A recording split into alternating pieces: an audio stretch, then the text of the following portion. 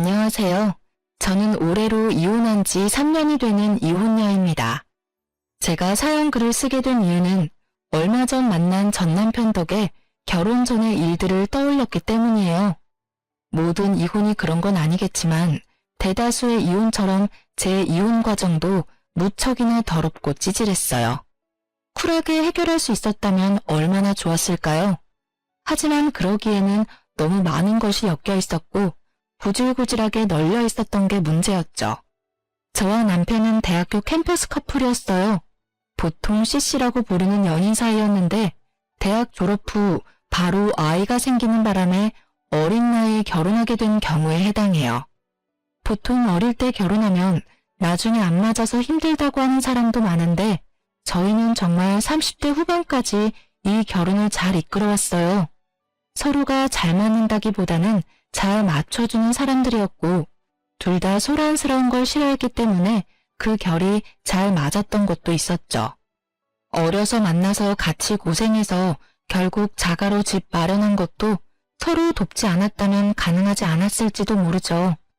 공동 명의로 된 제 집을 보며 어찌나 마음이 뿌듯했는지 몰라요. 사실 저는 성미가 급하고 뭐든 닥치는 대로 해결해야 하는 타입이에요. 그래서 조금은 느긋하고 제게 잘 맞춰주는 남편과는 좋은 사이를 유지할 수 있었어요. 성격이 완전히 다르면 오래가지 않는다고는 하지만 남편은 제 성격을 다스려줄 수 있는 그런 포용력도 있었거든요. 그런 남편에게도 장점 같은 단점이 있었는데 한 가지에 빠지며 아주 그것만 깊게 좋아한다는 거였어요. 그렇지만 그것 때문에 저희 사이가 틀어지거나 한 적은 절대 없었어요. 남편이 저를 포용하듯 저도 남편을 존중해줘야 한다고 생각했거든요. 남들이 보기에는 꽤 이상적으로 보이는 저희 가정에 문제가 생긴 건 첫째 아이가 유치원에 가던 해에 일어났어요. 그 당시 저는 둘째를 가지려고 애쓰고 있었어요. 남편이 외동아들이고 시댁에서는 그런 남편 때문인지 아들을 원하더라고요. 물론 첫째 딸도 무척 좋아해 주셨어요. 그렇지만 그것과는 별개로 아들이 하나 있었으면 좋겠다는 뜻을 은근히 내비치셨거든요. 솔직히 둘째는 저도 바라는 상황이었고 딸이든 아들이든 하나는 더 가지자고 생각하던 참이었는데 잘 되지 않았어요. 저와 남편에게 문제가 있어서라기보다는 남편이 너무 바쁜 탓이었어요. 그래도 짧은 시간을 이용해 집안일에 신경을 쓰려고도 했고요. 저는 그러려니 했답니다. 본래도 이런 식으로 바빴다가 좀 한가했다가 왔다 갔다 하는 직업이었거든요. 그런데 하루는 남편이 제게 용돈을 좀 달라고 하더라고요. 사실 저희는 경제권을 완전히 합친 게 아니었어요. 우리는 월급이 얼마인지 오픈하고 생활비로 쓸 금액과 목돈으로 모을 금액을 정확히 정한 다음 딱 반씩 서로 부담해서 돈을 모으기로 했거든요. 나머지 월급은 알아서 쓰고 그걸로 뭘 하든 상관없다였고요. 생활비는 둘이 합쳐 150만 원, 목돈 모으는 것도 둘이 합쳐 150만 원, 월급에서 150만 원을 가게에 제출하고 나머지는 알아서 쓰도록 한 거였어요. 그리고 1년마다 생활비가 더 붙을 것 같으면 좀 더 늘리고요. 이런 식으로 가계부를 키워왔거든요. 그런 상황에서 남편의 용돈 요구는 당황스러운 일이었어요. 저보다 돈을 많이 버는데 그 돈이 다 어디로 갔을까요? 그래도 가끔 그럴 수 있을 거라 생각하며 남편에게 용돈을 줬어요. 그렇게 그달은 넘어가나 싶었는데 그 다음 달에는 생활비마저도 넣어주지 않더군요. 이상하다고 생각했어요. 혹시 뭔가 또 하나에 빠져서 돈을 많이 쓰고 있나 싶었는데 이렇다 할 바뀐 점이 없어서 잘 모르겠더라고요. 그래서 남편 몰래 남편의 카드 내역을 한번 확인해 봤거든요. 그런데 보통 음식점, 편의점, 마트, 인터넷 쇼핑몰이 전부인 카드 내역에 보험금으로 빠져나가는 항목이 엄청 많더라고요. 금액대도 높아서 순간 당황했죠. 남편은 결혼 전에 보험을 2개 가지고 있었어요. 자동차 관련 보험 제외하고요. 하나는 실손이고 하나는 질병진단비 나오는 보험이었는데 갑자기 듣도 보도 못한 보험이 비슷한 시기에 여러 개 가입이 되어 있더라고요. 보험을 들면 보험 서류가 있을 테니 혹시나 싶어 안방에 보험 관련 서류 넣어두는 파일을 꺼내서 살폈어요. 역시나 최근에 작성한 보험 서류들이 몇 개나 되더군요. 거기서 발견한 게 이 보험을 설계해준 설계사의 명함이었어요. 그리고 거기 적힌 번호가 무척 눈에 익더군요. 남편의 핸드폰으로 가끔 전화 오는 번호였는데 남편은 일로 만나는 사이라고 했었거든요. 그런데 보험 설계사와 보험 청구할 일도 없는데 그렇게 자주 연락할 일이 없잖아요. 그때 살짝 그런 생각이 들었어요. 남편이 이 여자한테 호구 잡힌 건 아닌가 하는 생각이요. 게다가 전화 받을 때마다 저 듣지 못하도록 옷방에서 받고 오고 솔직히 여태껏 남편이 한눈을 판 적이 전혀 없었고 그런 기미도 없었기 때문에 저도 마음을 놓았던 건지도 모르죠. 증거도 없고 아무것도 없는 데다가 남편 카드 내역에도 모텔 같은 내역은 없었기에 저는 미리 그런 불미스러운 일이 일어나지 않도록 미리 남편에게 이야기하기로 했어요. 싹은 애초에 잘라버리는 게 좋으니까요. 저는 그날 남편을 기다렸어요. 탁자 위에는 남편 보험 가입 서류들과 보험 설계사의 명함을 탁 올려놓고요. 그날따라 일찍 돌아온 남편은 절 보더니 깜짝 놀라더라고요. 뭐해? 여기서? 당신 기다렸어. 나 좀 볼까? 많이 바쁜 일이야. 나 좀 씻고 밥도 좀 먹고 나서 들으면 안 될까? 안 돼. 이거 듣고 씻고 밥 먹어. 저는 남편을 맞은편에 앉도록 했어요. 저는 서 있었죠. 남편을 아래로 내려다보면서 고압적인 자세가 남편을 위축하게 만들었는지 아니면 이 공기가 평소와 다르다고 느꼈는지 저를 힐끔힐끔 쳐다보더니 탁자 위에 놓인 서류 더미로 눈을 옮기고는 화들짝 놀라 다시 날 쳐다보더라고요. 거기서 약간의 확신을 더 얻었죠. 내가 결혼하기 전에 절대 용서 못하는 거 이야기해줬는데 혹시 기억나? 아니, 기억 안 나는데. 나는 바람 피는 남자는 절대로 용서를 못해. 단 한 번이라도 들키면 나는 모든 관계 정리하고 남보다 더 못한 사이로 지낼 거라고 그때 이야기했어. 남편이 제 말에 대한 답을 못 찾더라고요. 그러더니 겨우 한마디 했어요. 근데 그게 지금 여기서 왜 나와? 나 바람 피운 거 없는데? 그래, 당신이 바람 피웠으면 나는 여기 있지 않았을 거야. 당신이 아직 바람을 피운 것 같지는 않으니까 여기 있는 거지. 이 보험 왜 들었는지 말해볼래? 오, 다 필요해서 가입한 거야. 일하던 사람들이 이런 거 저런 거 알려준 게 많아서. 정리하고 추가하다 보니까 좀 많아졌고. 나는 당신이 보험을 몇 개를 들던 얼마를 들던 솔직히 상관없어. 그런 부분 터치하지 말자고 경제권을 완전히 합친 게 아니니까. 그런데 생활비까지 못 낼 정도면 좀 심각하지 않아? 그리고 나는 이 정도로 보험을 많이 드는 사람은 못 봤어. 한 달에 거의 100만 원 가까이 나가는 것 같은데 당연히 몇 개는 해지해야 하는 거 아닐까? 가입한 지 얼마 안 돼서 가입 기간을 좀 유지해줘야 하는데. 보험 설계사랑 엄청 자주 연락하더라. 연락처 저장 안 하면 내가 모를 줄 알았어? 전화번호 뒷자리 이미 외워뒀는데 명함에 있는 전화랑 똑같더라고. 가입이 다 끝났는데 왜 연락을 유지해? 둘이 무슨 사이야? 혹시 썸 타니? 그런 거 아니야. 그냥 궁금한 게 있어서 연락하는 거지. 자기가 생각하는 그런 거 절대로 아니야. 아니라서 다행이네. 내가 여기서 확실하게 경고하겠는데 혹시라도 당신 바람 피우려면 나랑 이혼을 각오하고 펴. 다른 여자 만날 거면 재산 반 떼어주고 애 뺏기고 온 집안에 망신당할 각오로 하라는 말이야. 알아들었어? 알아들었어. 근데 진짜로 나 그런 거 아니라니까. 왜 어림짐작으로 사람을 이렇게 몰아붙여. 아니라면 됐잖아. 그리고 그 여자랑 별 사이 아니면 당장 필요 없는 보험 해지해. 그거 끌어안고 가면서 집에 돈 축나는 꼴 나는 못 봐. 만약에 그거 해지 안 하면 당신이 바람핀다고 생각하고 그 여자 찾아갈 거야. 제가 그 여자를 찾아가겠다고 말하니 남편이 저를 쳐다보며 알겠다고 나지막이 대답하더라고요. 확인했어. 다음 달 카드 통장 내역 내가 확인할 거고 카드사에 직접 전화해서 물어볼 거야. 만약에 저 보험들 다 갖고 있으면 어떻게 되는지 알고는 있지? 아, 그러지 말고 차라리 내가 본인 앞에서 그 여자한테 전화하던지 보험사 직접 전화해서 해지해. 그럼 깔끔하겠네. 지금 저녁이라서 업무가 안 되는 거 아니야? 내가 내일 알아서 정리할게. 아니야, 내가 있어야 정확하잖아. 그러면 내일 내가 점심시간에 당신 회사 앞으로 갈게. 밥 먹으러 나와. 밥 먹는 김에 처리하면 되지. 그럼 되겠지? 남편은 제 말에 반박도 하지 못하고 고개만 끄덕였어요.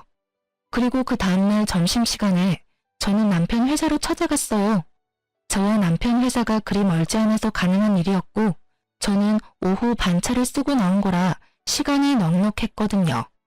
그렇게 식사 자리에서 저는 남편에게 전화를 하라고 시켰어요. 누가 봐도 하기 싫은 거 억지로 하는 얼굴로 남편이 보험회사에 전화해서 가입한 거 다 해지한다고 하더군요. 그리고 몇 개 해지를 하고 나서야 저는 방긋 웃어줬어요. 체할까봐 말 안 했는데 이제 밥 먹으라며 남편에게 식사를 권했어요. 그런데 식사가 끝나갈 무렵에 남편에게 전화가 오더라고요. 남편이 황급히 전화를 끄는 걸 보니 그 여자인 것 같더라고요. 저는 남편에게 손을 내밀었어요. 핸드폰 줘. 왜? 전화 안 받아도 돼. 받으면 왜 해지했냐 다시 넣어라. 그런 말만 할 거야. 내가 알아서 받을게. 아니, 그러니까 더더욱 내가 받아야지. 당신이 하기 힘드니까. 내가 해주면 더 좋잖아. 그리고 관계도 확실히 해야 하고. 그래도 남편이 핸드폰을 주려 하지 않자 저는 제 핸드폰을 꺼내서 그 여자의 번호를 찍었어요. 당신 폰으로 안 되면 내가 내 폰으로 전화할게. 결국 남편은 죽상인 얼굴을 한 채로 전화를 걸더군요. 저는 남편의 손에서 폰을 뺏었어요. 전화를 하자마자 곧 여자 목소리가 들렸어요. 오빠, 갑자기 보험을 해지하는 게 어딨어. 오빠 해지해서 지금 내가 얼마나 곤란한지 알아? 오빠라는 단어가 참 열받게 들리긴 처음이었어요. 누군데 남의 남편에게 오빠라는 단어를 쓰는지. 오빠 아니고요. 그 오빠 안 사람이에요. 남편 보험금이 너무 많이 나와서 제가 해지시켰어요. 그러니까 앞으로 보험 가입 권유하지 마세요. 누구시라고요? 와이프요. 그쪽이 오빠라고 부르는 사람 와이프. 그리고 두 분이 얼마나 친밀한 관계인지는 모르겠지만 연락은 적당히 해주세요. 제 말에 상대방 여성은 아무 말도 안 하고 가만히 있더군요. 할 말을 못하는 건지 할 말이 많은데 안 하는 건지. 알 수 없었지만 저는 제 할 말만 했어요. 그럼 알아들으신 걸로 알고 전화 끊을게요. 그리고 남편 보험 계속 정기적으로 확인할 거니까 보험 가입 권유 절대 하지 마세요. 한 번 더 확인 사살한 저는 전화를 끊었어요. 남편 얼굴은 안절부절 똥 마려운 개처럼 보였어요.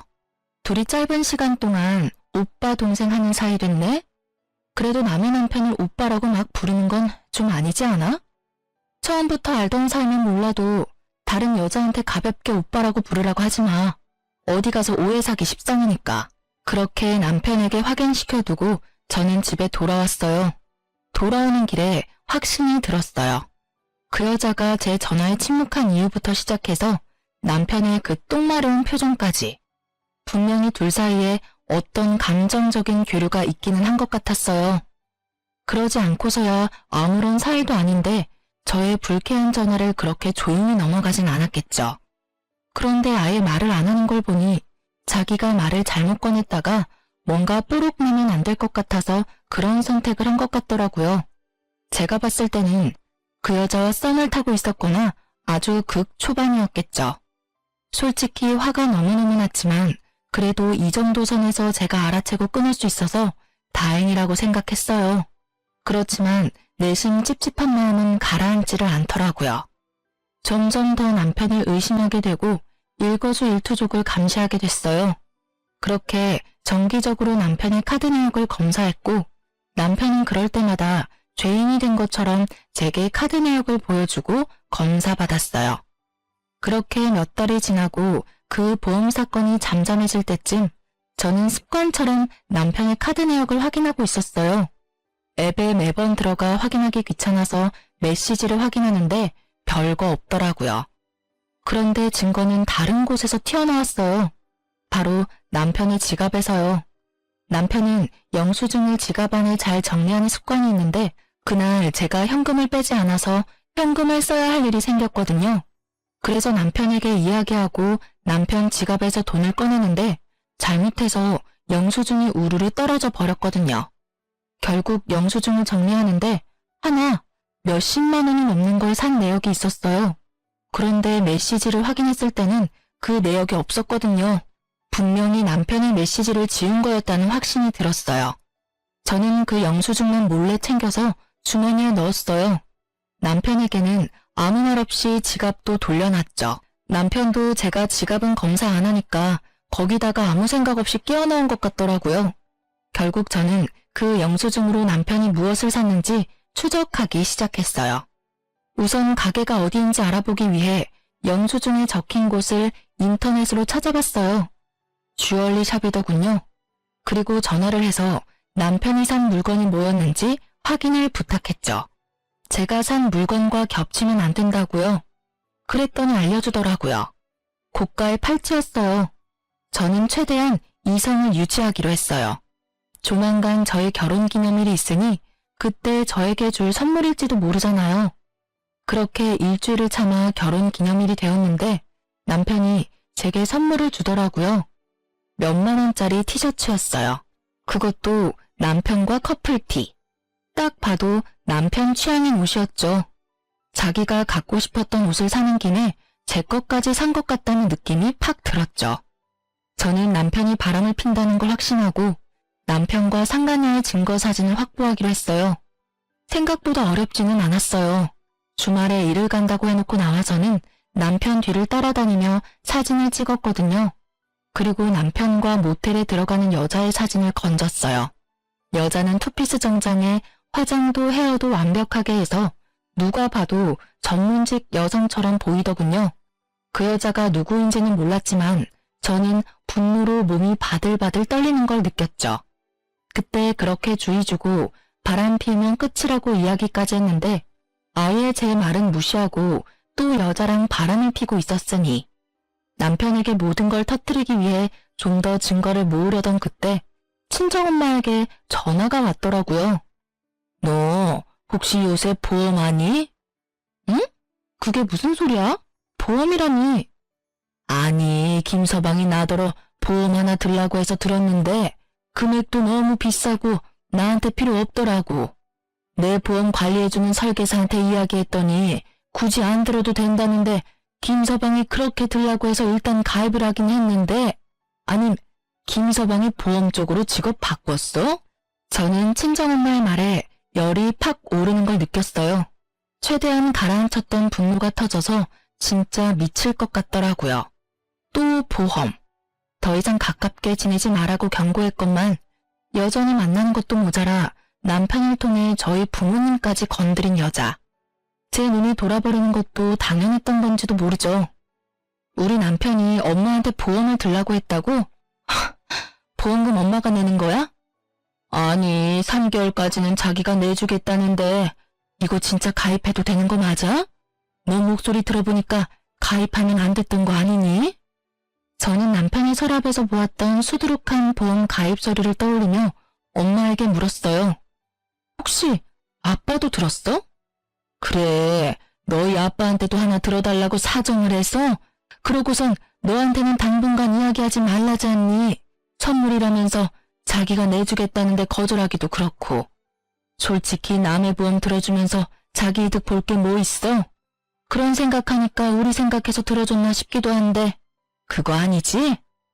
아, 일단 정리 다 되면 말해줄게요. 지금은 그냥 있어봐요. 저는 친정엄마의 말을 듣고서야 남편이 그 상간녀를 위해서 보험들 사람을 모집하고 있다는 걸 알게 됐어요. 그 여자는 돈 벌고 남편은 그 여자랑 만나서 즐기고 자기 보험은 해지당하니까 주변 사람들을 끌어들이는 꼴이 아주 꼴불견이다 못해 정신나간 놈처럼 보였어요. 저는 증거고 뭐고 지금 당장 열받아서 상간녀에게 전화했어요. 다행히도 그 상간녀의 명함을 가지고 있었거든요. 당장 나오라는 제 말에 지금 당장은 안 된다며 바쁘다는 이유로 도망치려고 하더라고요. 제가 직접 회사로 찾아가겠다니 결국 나오겠다더군요. 그렇게 상간녀를 마주쳤어요. 무슨 일로 보자고 하셨는지는 모르겠지만 저는 이제 그쪽 남편하고 관련 없어요. 관련이 없어요? 저는 당신이 우리 남편 만나고 있다고 확신하는데. 아니라니까요. 왜 제가 고객을 만나요? 제가 보는 고객이 얼마나 많은데. 그분은 그 중에 한 분이세요. 제발 저한테 그런 억측으로 몰아붙이지 마세요. 그래요? 그럼 얼마 전에 60대 노부부 보험 들어준 거 있죠? 우리 남편 통해서. 그거 해지 좀 해주실 수 있나요? 저희 부모님은 그거 필요 없거든요. 보험 해지는 제가 임의대로 못하죠. 그건 당사자가 하는 거예요. 그리고 그건 따님이라도 강제하실 수 없어요. 필요하니까 들었겠죠. 여하튼 저는 이렇게 개인적으로 만나서 당신하고 할 이야기 같은 거 없는 사람이에요. 앞으로는 이렇게 부르지 마세요. 상간녀는 제가 아무런 증거를 가지고 있지 않다고 생각했나 봐요. 그런데 어쩌나요? 저는 상간녀의 손목에 걸린 남편의 선물이 눈에 들어왔거든요. 팔찌가 참 예쁘네요. 얼마 전에 제 남편이 산 거랑 똑같은 모델이에요. 신기하네요. 그걸 샀다는 영수증은 있는데 저한테 주지는 않더라고요. 아무래도 다른 데 간 모양인데 어디로 갔는지 확실하게 알겠네요.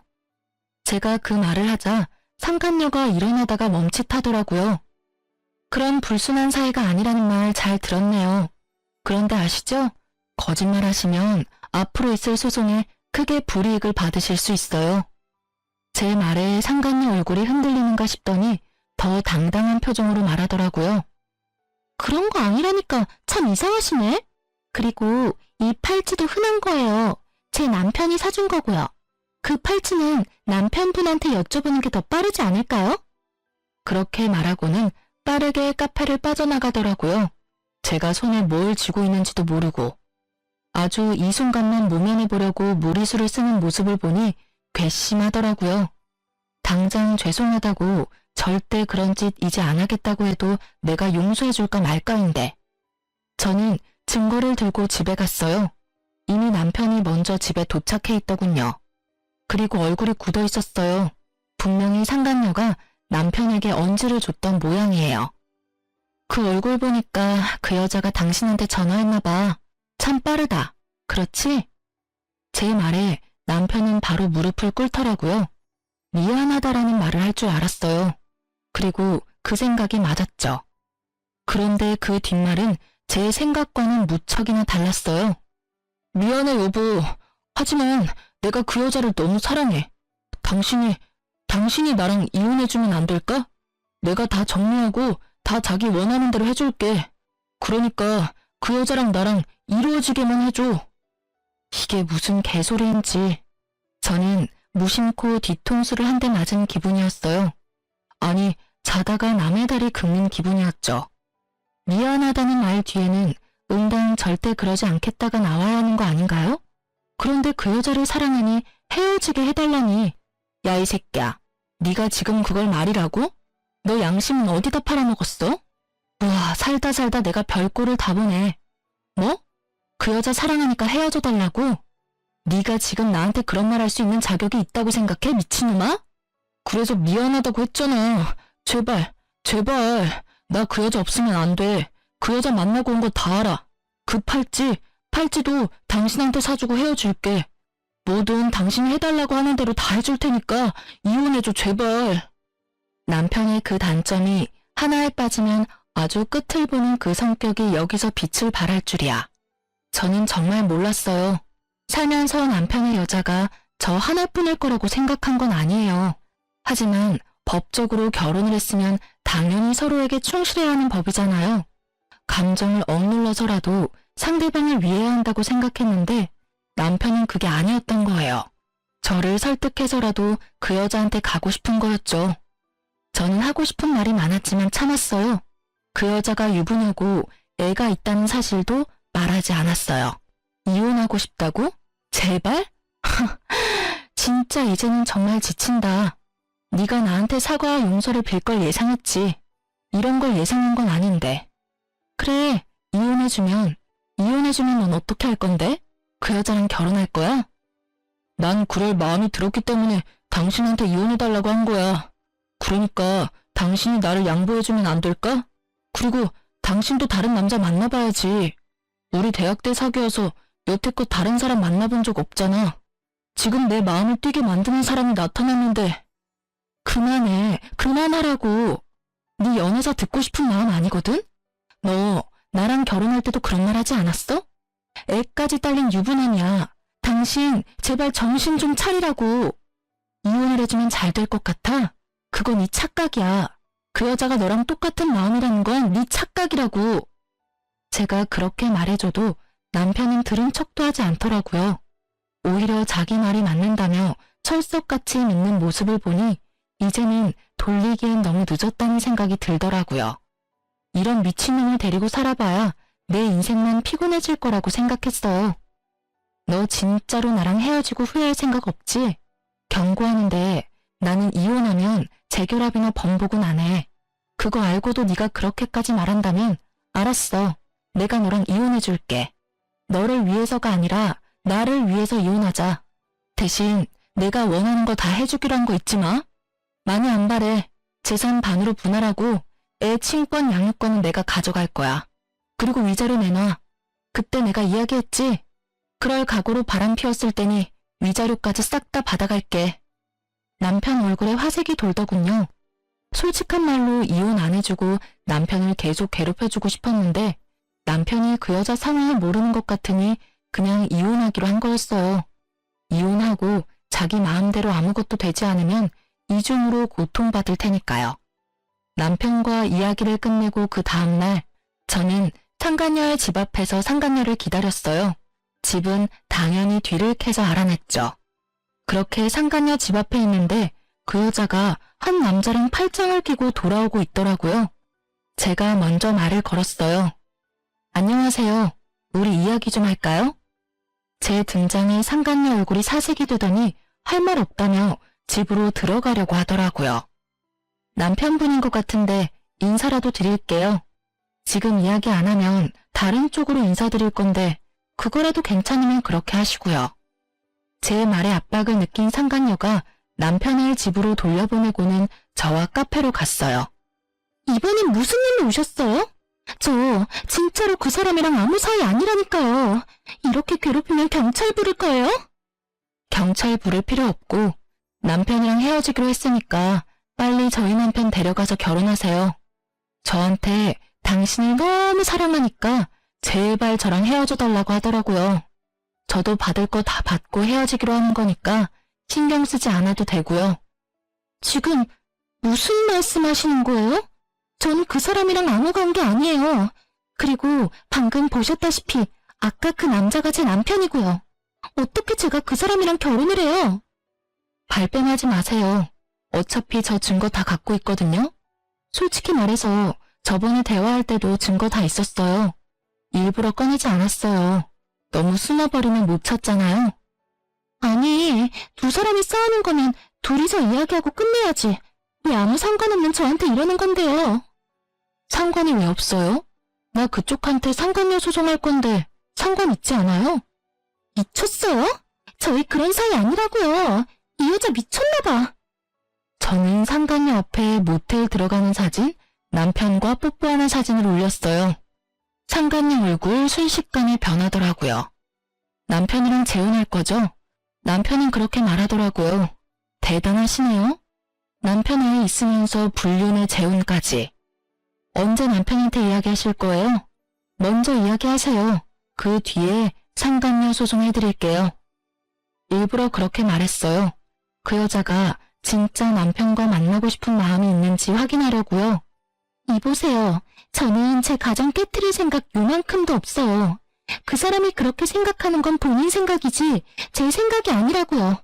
아니 도대체 누가 엔조이랑 결혼을 해요? 키지도 않아. 그냥 쿨하게 만나자고 하더니 결국은 이딴 식으로 질척하게 굴고. 우리 남편 알면 진짜 당신들 다 고소 고발해버릴 거야.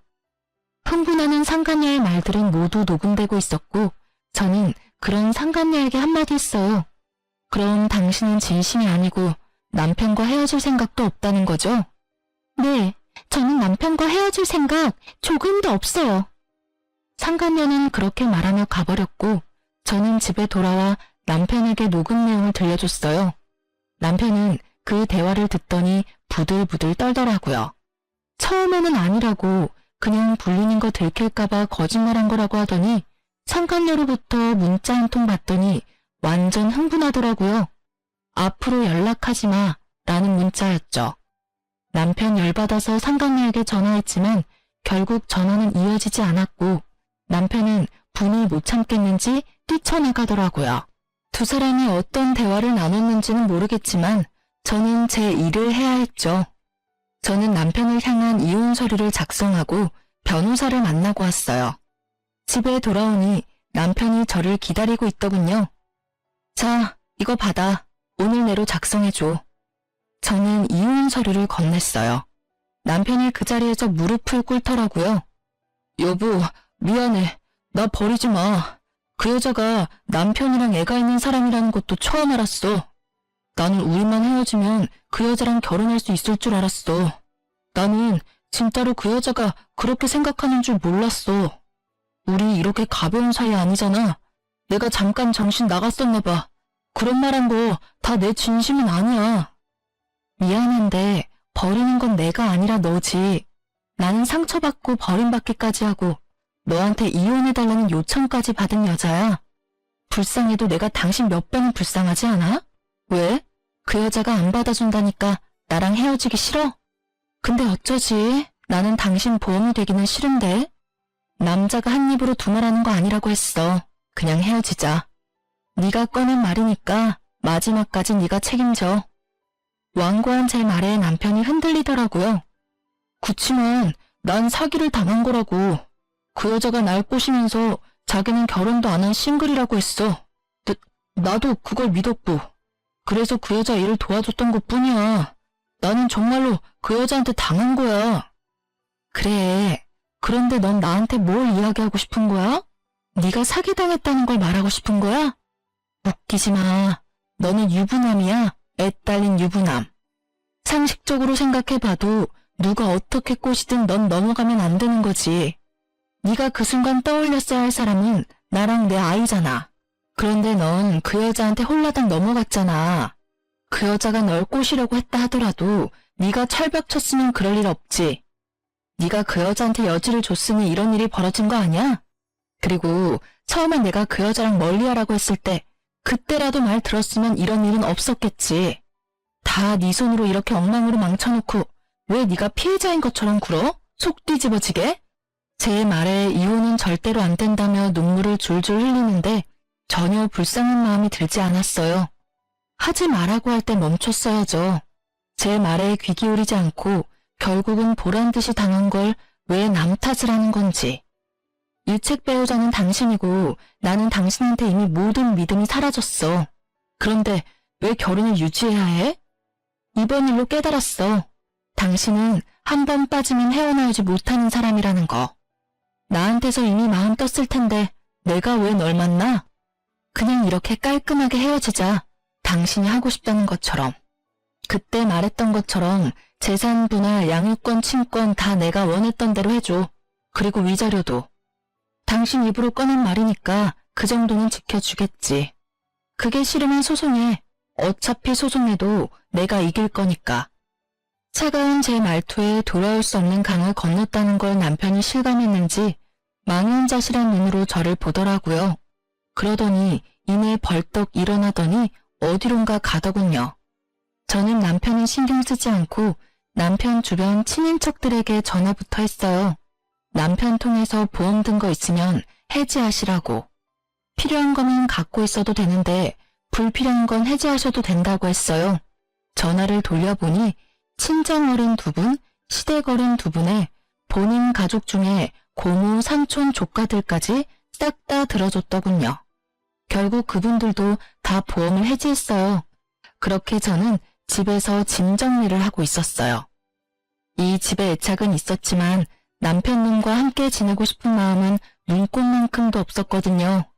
짐 정리하는 도중에 전화가 오더군요. 그 상간녀였어요. 여보세요?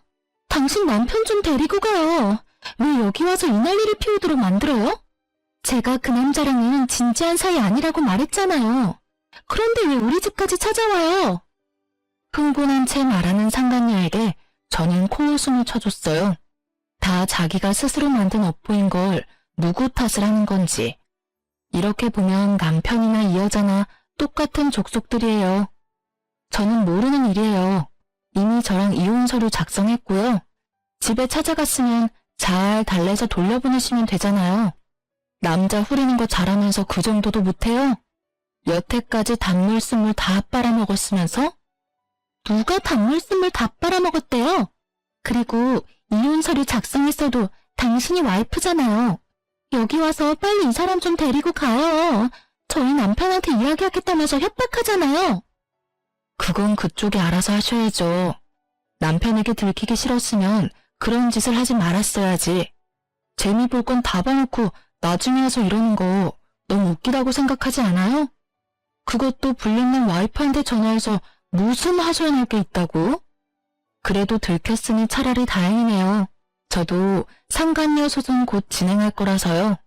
집으로 보내드릴까 회사로 보내드릴까 고민 중이었거든요. 그래도 이미 들켰으니 집이 낫겠죠? 제 말에 상간녀는 씩씩거리는 소리만 낼 뿐 대답 하나 제대로 못하더군요. 아니라고 몇 번을 말해요. 지금 당장 저 남자 데리고 가라고. 결국 소리를 꽥 지른 상간녀에게 저도 소리를 질렀어요. 이게 어디다 대고 명령질이야? 네 알아서 하라고. 당신이 만든 거잖아, 이 모든 상황이. 왜 나한테 지랄이야? 나한테 괜히 열내지 말고 열심히 네가 싼 똥이나 치워, 이 상간녀나. 앞으로 이런 시답잖은 일로 절 귀찮게 굴면 나까지 거기 가서 깽판 치는 수가 있으니 2번 다시 연락하지 마. 알겠어? 남편은 저에게 거절당하고 화가 나서 상간녀 집을 찾아간 모양이더라고요. 결국 상간녀 남편이 알게 된 건지 핸드폰 너머로 남자의 목소리가 들리는데 아주 난장판이더라고요. 욕설이 난무하고 여자는 아니라며 사정사정하고 남편은 보란듯이 증거사진 보라며 난리고 그 혼란스러운 상황이 너무도 귀에 쏙쏙 들어오더라고요. 이왕이면 직접 눈으로 보고 싶었는데 딱 제가 바랐던 그림이었거든요. 남의 가정 파탄내놓고 자기 가정 지킬 수 있을 거라 생각했다면 그거야말로 오산이죠. 그렇게 저와 남편은 무사히 이혼했답니다. 남편은 저와 이혼하면서 그렇게 울었어요. 왜 우는지 모르겠더라고요. 지가 이혼하자 해놓고 피해자인 척 다하는 그 모습이 아주 불쾌하게 느껴질 정도였죠. 그렇게 저는 받은 돈으로 아이와 살 집을 구하고 이래저래 바쁘게 살았어요. 남편 생각은 전혀 나지 않을 정도로요. 둘이 잘 살기라도 했으면 열받아서 더 생각났겠지만 아예 파토난 걸 봐버리니 그냥 보고 싶지 않은 생각만 들었죠. 그러다 얼마 전 우연찮게 전 남편을 만났어요. 별거 아닌 일이었고 아이와 관련된 일 때문이라 만났어요. 못 보던 사이에 몸집이 2배가 됐더라고요. 살이 엄청 쪄있길래 이유를 물으니 스트레스로 인한 폭식 때문에 살이 좀 쪘다고 하더라고요. 그래서 요즘은 어떻게 지내? 새로운 사람은 만나고 다녀? 새로운 사람? 이 꼴로? 나 그 여자한테 당한 이후로 여자는 안 믿어. 특히나 직업적인 걸 핑계로 다가오는 사람은 다 못 믿어. 그 여자랑 결혼했을 줄 알았는데 결국은 당신도 혼자 됐네. 그 여자는 이혼당했다는 이야기 들었어. 뭐 서로 이혼한 처지끼리 만날 수도 있잖아. 잘해봐. 죽고 못 사는 사이였는데. 그 여자가 나한테 한 짓을 생각하면 진짜 신고해도 모자랄 정도지만 나도 내가 나쁜 짓을 했다는 걸 알고 있으니까 참는 거야. 그 여자 얼마 전에 나한테 찾아와서 뭐라고 했는지 알아? 내가 자기 인생 엉망으로 만들었으니까 책임지라면서 왔더라. 보험 해지되어서 급여 환수 당한 것도 모자라서 이혼까지 당해서 완전 빈털털이 됐더라고. 남편한테 위자료 지급해야 하는 것도 있고 너한테 위자료 지급해야 하는 것까진 있는데 결국 돈은 못 버니 나한테 온 거지. 진짜 끝까지 파렴치하고 정신 나간 여자야. 어떻게 나한테 올 수가 있어? 나한테 어떤 짓을 했는데. 그래도 엄청 빠졌었잖아. 이혼해달라고 나한테 부탁할 정도로. 내가 미쳤던 거지. 그 여자가 뭐가 좋다고 그런 짓을 했는지. 당신하고 이혼한 게 내 인생에 가장 미친 짓이었다고 지금도 생각해. 그 여자만 아니었으면 평범하게 행복하게 살았을 텐데. 나한테 와서 책임지라고 난리쳤을 때 진짜 한 대 안 때린 내가 대단하다 싶을 정도야. 너는 절대 안 받아준다고 그 위자료들 갚고 싶으면 혼자서 갚으라고 말하고 내쫓아버렸어. 그 뒤로도 전화 오고 찾아오고 하더니 내가 스토커로 신고하겠다고 하니까 결국 안 오더라고. 전 남편 이야기 듣고 있으니 사랑하던 사이가 돌아서면 남보다 못하다는 말이 딱 떠오르더라고요. 그렇게 좋아서 둘이 붙어먹고는 나란히 나락으로 떨어진 꼴을 보고 나니 그날 저녁밥이 어찌나 맛있던지. 게다가 남편 말로는 저랑 이혼하고 나서 친척분들한테 욕을 엄청 얻어먹었다고 해요. 멀쩡한 조강지쳐 놔두고 바람 피워놓고는 결국 보험 사기꾼한테 휘둘렸다고요. 전 남편은 한바탕 푸념을 털어놓고는 아이 한 번 안아주고 나갔어요. 바람 한 번 정도는 용서해줘도 되지 않았냐고 제게 이야기하는 사람도 있었어요. 다들 그렇게 참고 산다고요. 애 때문에 돈 때문에 상간녀랑 잘 사는 꼴 보기 싫어서 그렇게 헤어지지 않고 산다고 하는데 저는 제가 싫다는 사람과 함께 사는 게 그 무엇보다 싫었어요. 엄밀히 따지면 제가 싫다고 한 거 아니었어요. 그 여자가 좋다고 한 거였지. 그런 걸 보면 저는 제가 그 사람의 첫 번째 순위가 아니라는 게 너무 자존심 상하고 열받았던 것 같아요. 만약 이 인간이 다시 나에게 돌아온들 또 어디선가 운명 같은 여자를 만나 빠지게 될 줄 모르잖아요. 한 번 일어났던 일이 두 번 일어나지 말라는 법은 없으니까요. 살다 보면 무디게 되겠지만 받은 상처는 사라지지 않고 남게 되고 그 상처를 낸 원인을 보면 또 생각나고 되뇌이고 그렇게 살 자신이 저에게는 없었어요. 그냥 눈앞에서 보이지 않아야 제 상처가 나을 것 같았어요. 그리고 이렇게 이혼하고 나니 상처가 헤집어지지 않더라고요. 가끔 생각나면 따끔거릴 뿐이지. 이혼 후의 과정이 쉽지는 않았어요. 이혼하고 몇 년쯤 지나니 사람 만나보려는 연락도 점점 많아지고 있어요. 사람을 만나고 싶지만 다시 이런 일을 겪을까봐 무서워요. 그래서 좀처럼 용기를 내지 못하고 있는 것이기도 하죠. 그래도 제 곁에서 저를 지켜주는 사람들이 있어서 저는 오늘도 충실하게 하루를 살아가고 있어요. 전 남편과의 만남으로 떠올린 제 이혼 이야기 어떻게 재미있게 들으셨나 모르겠네요. 많은 분들이 즐거운 하루를 보낼 수 있기를 바라요. 감사합니다.